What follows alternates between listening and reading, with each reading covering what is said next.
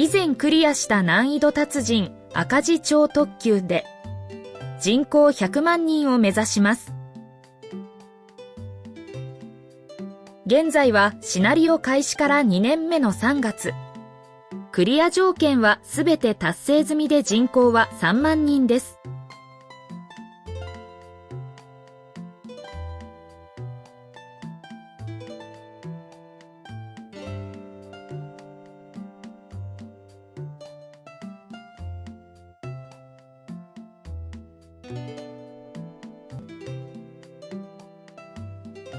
保有車両は貨物列車1編成と資源運搬用のトラック。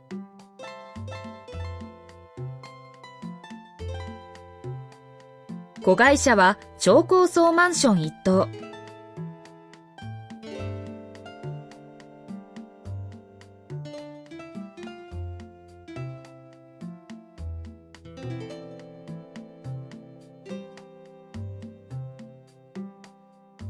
持ち株は第9建設です。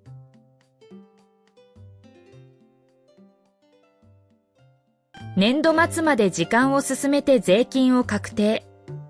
この時点で利益剰余金はマイナス118億円です。利益剰余金がマイナスだと配当が支払えません。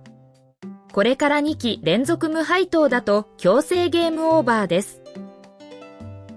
2年以内に利益剰余金をプラスにすることが当面の目標です。まずは今期の税金90億円の支払いが控えているので、資金確保のため子会社を売りに出します。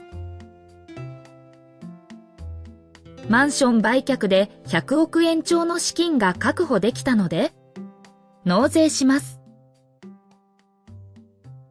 税金分の負債と現金が相殺されただけなので、利益剰余金は相変わらず大幅なマイナス。利益剰余金を増やすには、事業で利益を積み上げていく必要があります。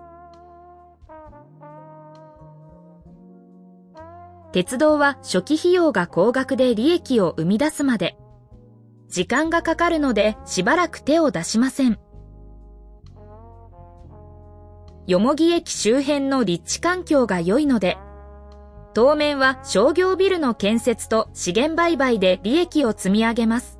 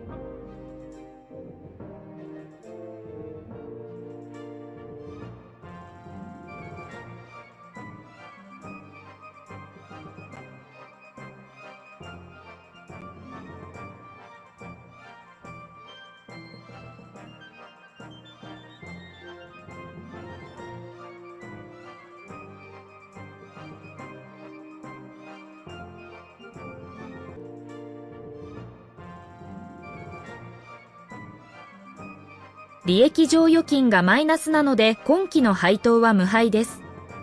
株主信頼度も一つ下がります。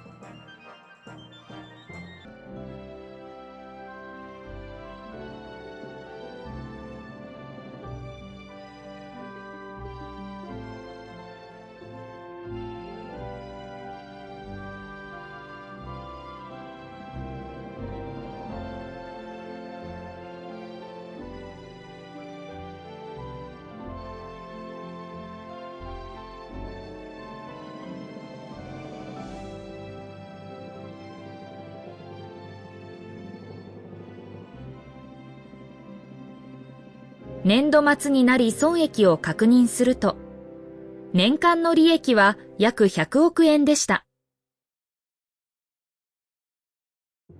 利益の半分程度は税金で取られるので、利益剰余金はまだマイナス50億円です。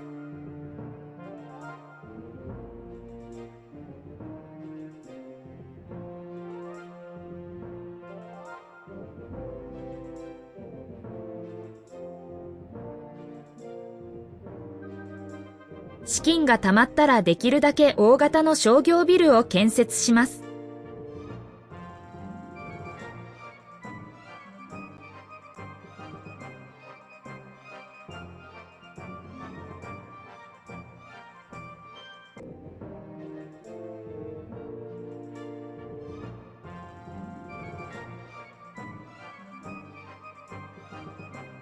税金支払いで資金がマイナスになったので、銀行から借金します。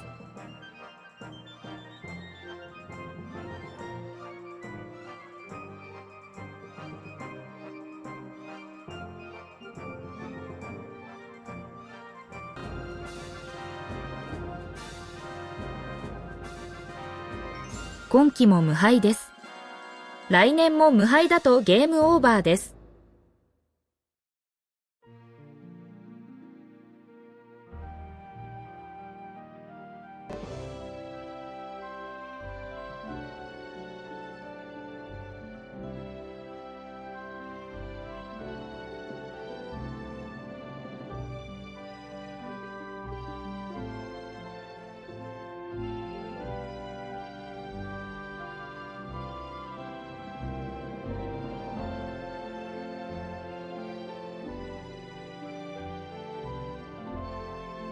年度末に利益剰余金はマイナス3億円になりました。配当支払い日までになんとかプラスにできそうです。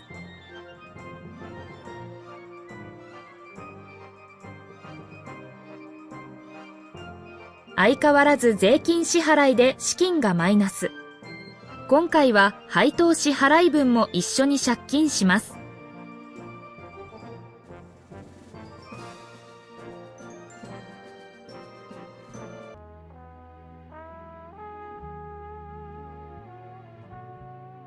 利益剰余金も23億円まで増えたので配当を支払えます。配当は利回り 3% 以上になるように支払います。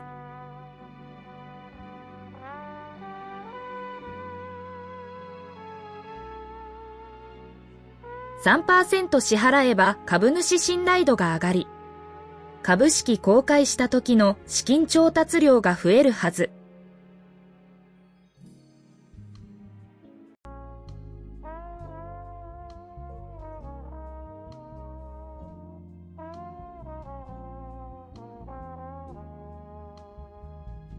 株式公開プランを実行。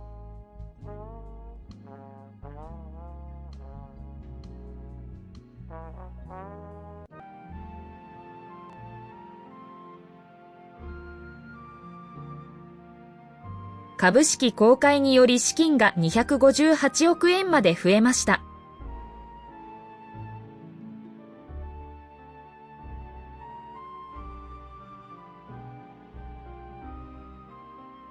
調達した資金でさらに大型の商業ビルを建設します。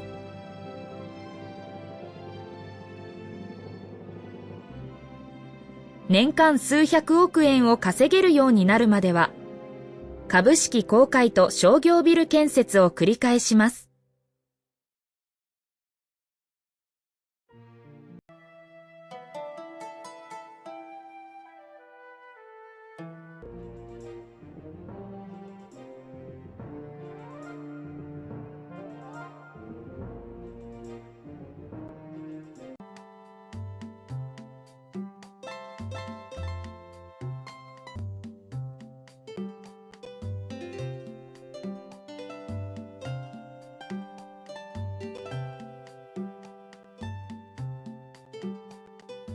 1999年になったら改良型近郊列車を開発します。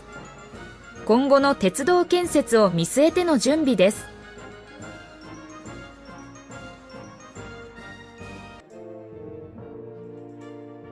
この年度末には子会社利益が年間400億円近くになりました。今後の建設ラッシュに備えて、町の南端に工場を建設します。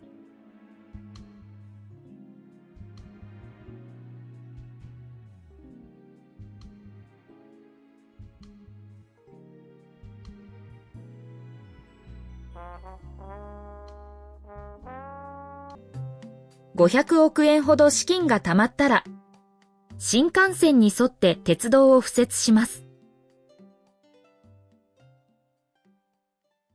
新幹線と同じ高架線路にして見た目に統一感を出します。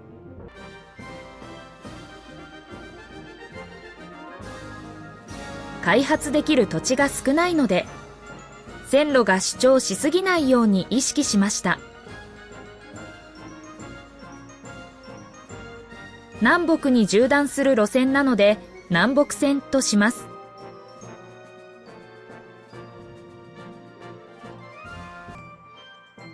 開発した改良型近郊列車を36分間隔で運行します。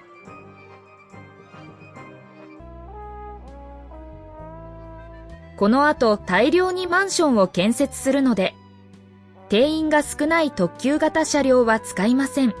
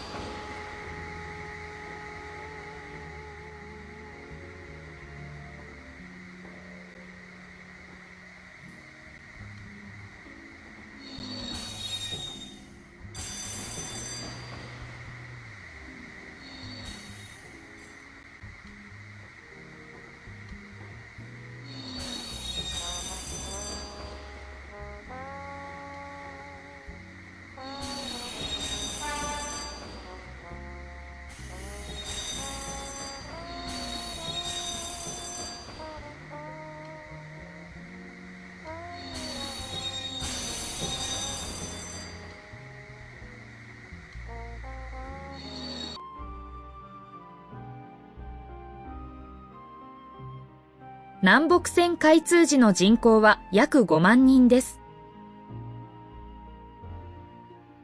トラックで高架下に資材を輸送します。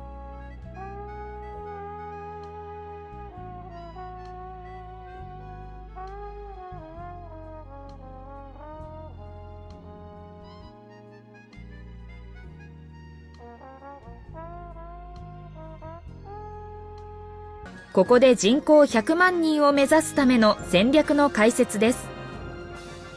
人口を効率的に増やすために、超高層マンション1、2、3を中心に建設していきます。これらは一棟で2000人から3000人程度人口を増やすことができます。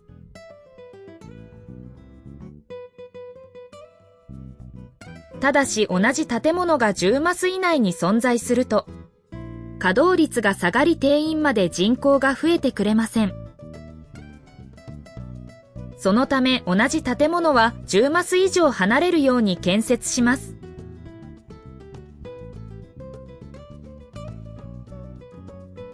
10マス以上離れるように配置したものを1セットとして、このセットをひたすら建設していくのが今回の作戦です。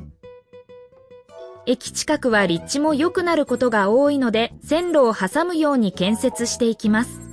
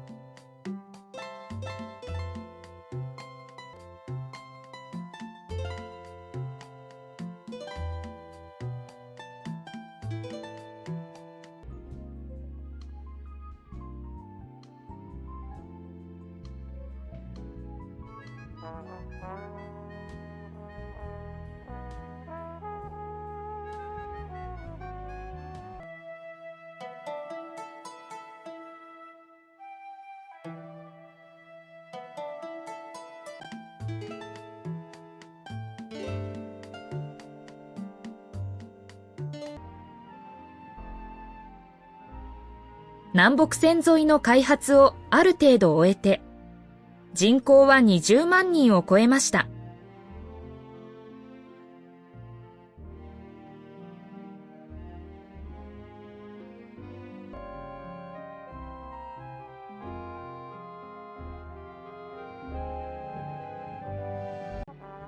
追加の路線を敷設します。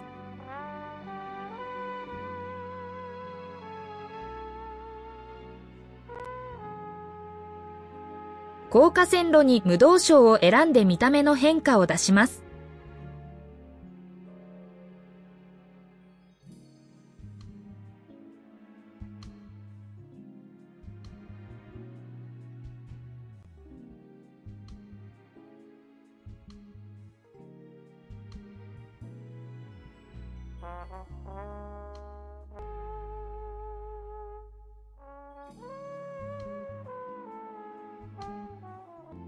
川の西側を通る路線なので、西岸線とします。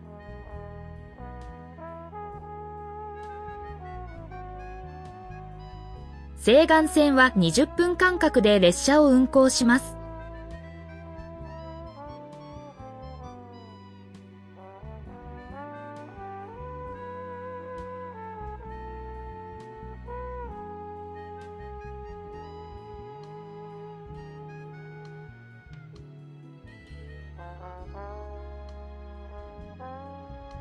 一部列車はこの駅で折り返して遠近分離をします。山間部は単線にして、町外れ感を演出します。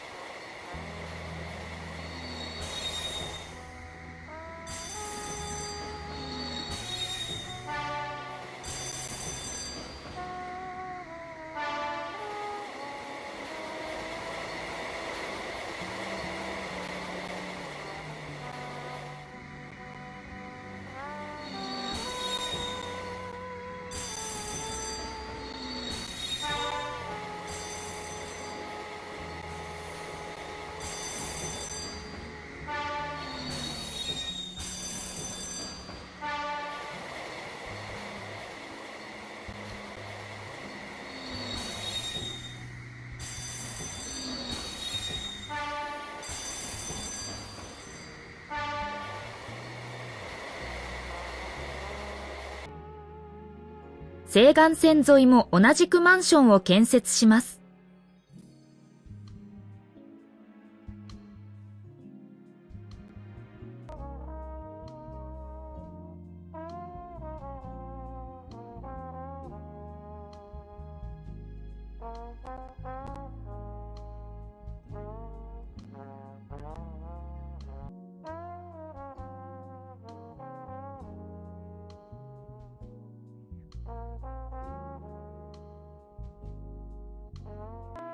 時々スタジアムも建てます。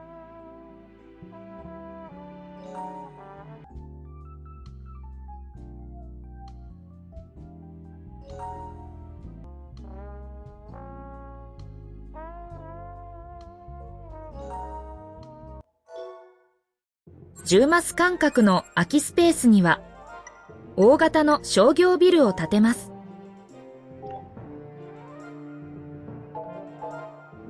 資産価値の高い商業ビルは周囲に良い影響を与え、マンションの稼働率を高める効果が期待できます。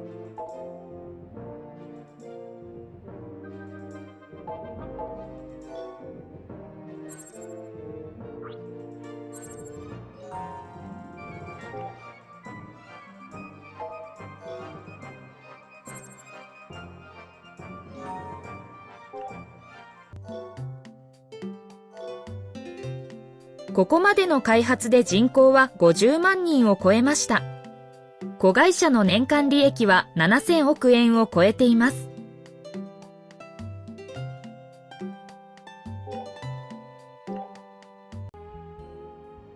平野部で開発できる土地が少なくなったら、スキー場周辺の山間部も開発します。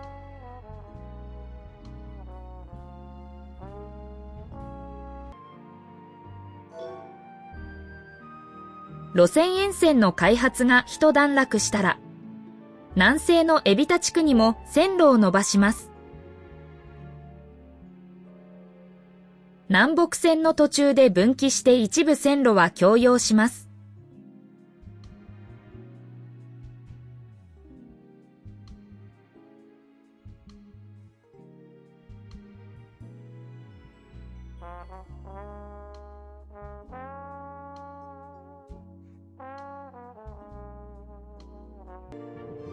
海老田地区を通るので、海老田線とします。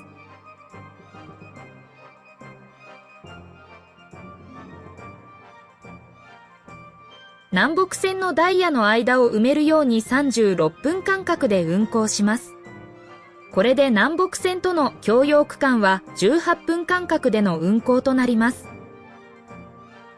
車両は改良型近郊列車から、ライセンス車両の E235 系に切り替えています。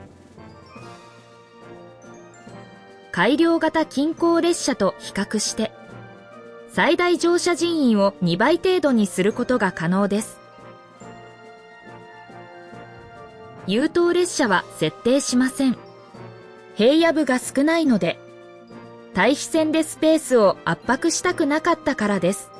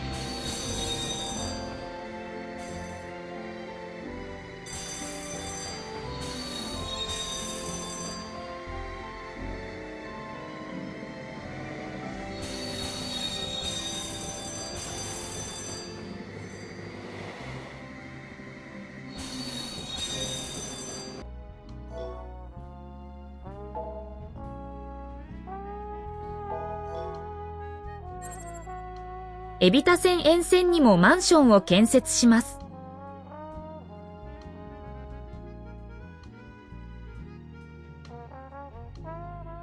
海老田地区は用途地域が工業地域なので高額の商業ビル等が建設できません。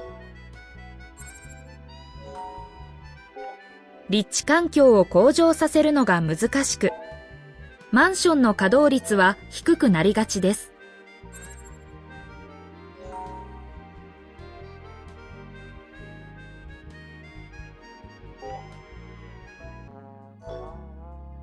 海老田線周辺も開発して人口は67万人です。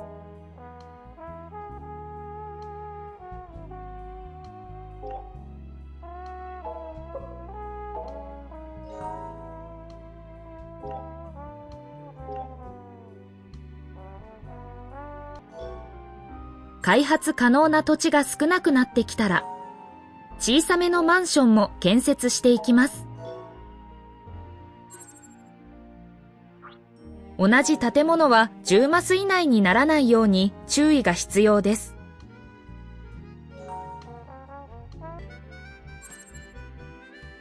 山間部の限られた土地にもマンションを建設します。路線沿線のスペースはとにかく有効活用します。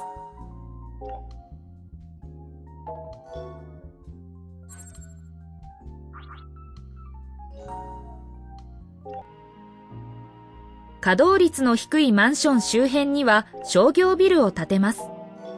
稼働率の向上でも人口の底上げを狙います。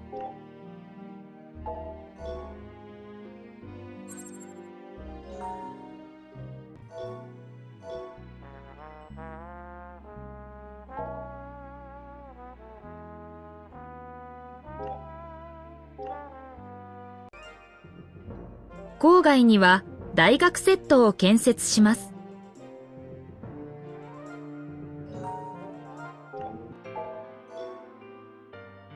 資産価値の高い大学をマンションで取り囲み、郊外でも人口を増やす方法です。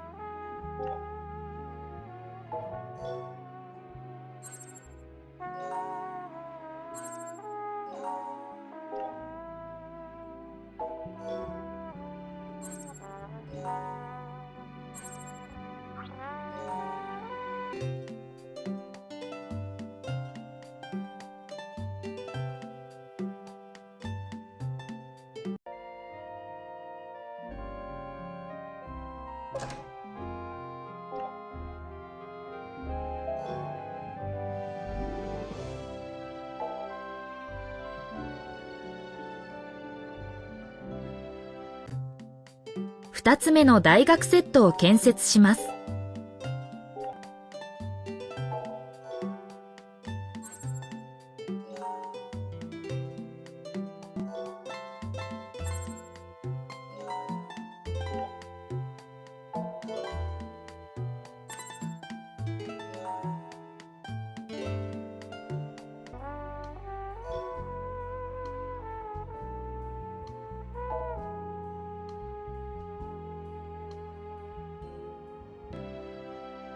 何もない川岸にも、稼働率が低い前提でマンションを建設します。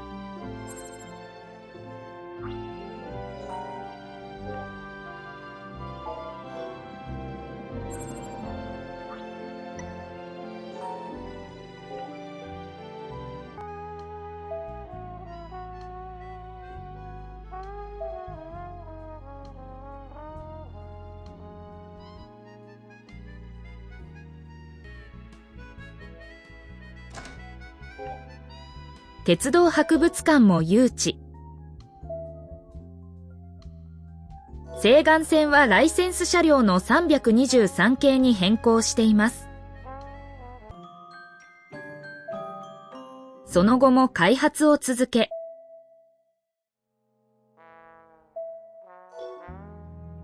シナリオ開始から40年、2030年3月に人口100万人に到達しました。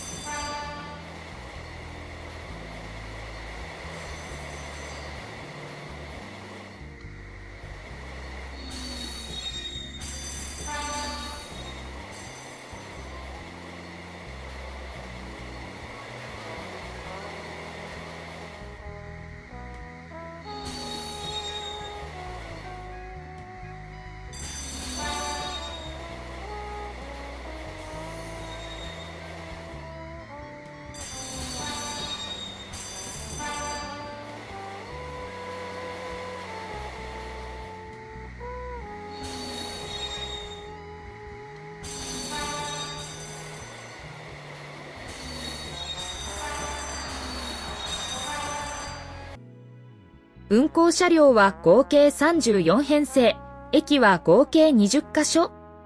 全駅合計の利用者数は1日あたり230万人でした。もう赤字超特急なんて言わせない。